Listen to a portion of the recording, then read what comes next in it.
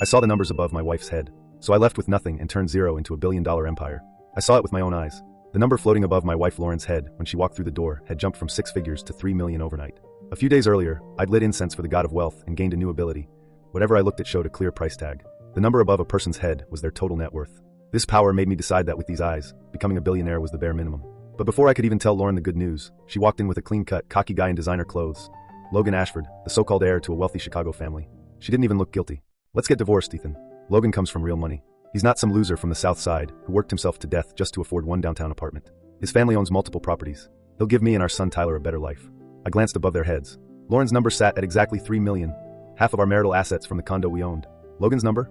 Negative 20 million. I almost laughed out loud. She had no idea the wealthy life she was chasing was already buried in debt. Thinking about all the years I'd worked dawn to dusk for this family, I felt nothing but cold disappointment. Day after day I'd killed myself so they could live comfortably, and all I ever got was her endless contempt. Now she had the nerve to bring her boy toy home and ask for a divorce. My heart went completely dead. Facing her pressure, I didn't hesitate. I calmly agreed. This sudden agreement stunned both of them. They clearly expected me to beg or fight. After recovering, Lauren got angry and demanded to know if I had wanted to divorce her all along. I put on a sincere, humble face and said, "Lauren, you're the one who wanted the divorce. You said Tyler would have a better life with him. If that's really true, I'm willing to step aside to make you both happy. I just hope you'll still let me see my son." Seeing my attitude, Lauren snorted coldly and looked down on me. "At least you know what's good for you." The next morning at 8 o'clock we finalized the divorce at the courthouse. To make everything airtight, I signed a detailed agreement leaving with absolutely nothing, not even my share of the 3 million from the condo. That same afternoon, Lauren and Logan rushed off to get married like they were afraid I'd change my mind. I watched them leave, acting like I no longer existed. A cold smile formed on my lips. Go ahead and enjoy it, I thought. In the last life, you two destroyed me. This life, I'm going to watch you destroy yourselves. After leaving the courthouse, I used my wealth eyes to visit over a dozen lottery stores across Chicago. I bought every scratch-off and ticket that showed a winning amount. By the end of the day, I had won $36,500,000. That fortune completely freed me from my past. Lauren would never imagine that the ex-husband she threw away like trash had just become a multimillionaire in a single afternoon. I changed my number, blocked everyone connected to her, and moved into a luxury high-rise in the Gold Coast. With the real estate agent's help I bought a sleek, low-key luxury car I had always dreamed of but could never afford. In just a few days I went from leaving with nothing to becoming a millionaire with tens of millions in assets.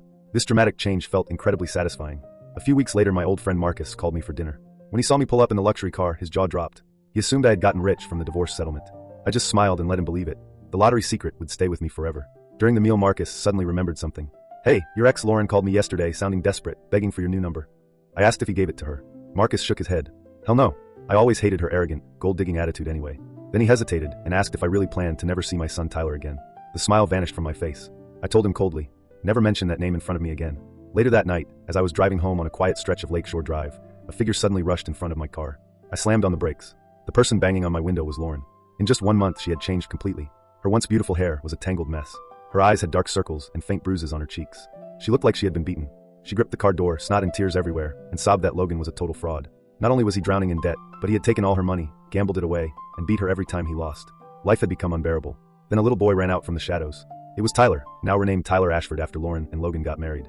They had changed his last name and first name as if to completely erase me. Tyler tugged impatiently at Lauren's clothes and complained, "Mom, stop crying, it's so embarrassing."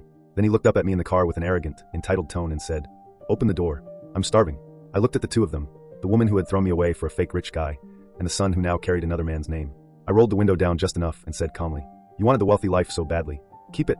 And the next time you're on your knees begging for money or food, remember this moment, the moment you chose him over me." I put the car in drive and left them standing in the road. Sometimes the best revenge isn't loud. It's calmly watching the people who betrayed you destroy themselves, while you drive away in the life they could never imagine. Thanks for listening on Hidden Thread Teller.